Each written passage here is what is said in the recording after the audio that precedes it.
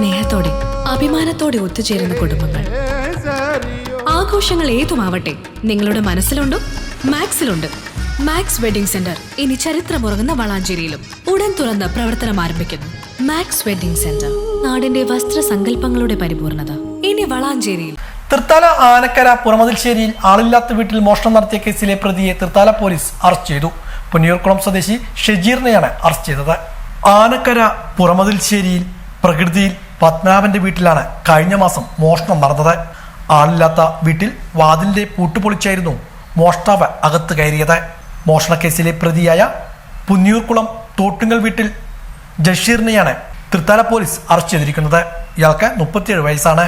നിരവധി മോഷണക്കേസുകളിലെ പ്രതി കൂടിയാണ് ഇയാളെന്ന് പോലീസ് പറഞ്ഞു. വീട്ടിൽ വിലപിടിപ്പുള്ളതൊന്നും സൂക്ഷിച്ചിരുന്നില്ല. 6000 രൂപ വില വരുന്ന CCTVയുടെ ഹാർഡ് ഡിസ്കും 2000 രൂപയുടെ ഇൻവെർട്ടർ മോഡവും മാത്രമാണ് അന്ന് നഷ്ടപ്പെട്ടിരുന്നത്. കോടതിയിൽ ഹാജരാക്കിയ പ്രതിയെ റിമാൻഡ് ചെയ്തു.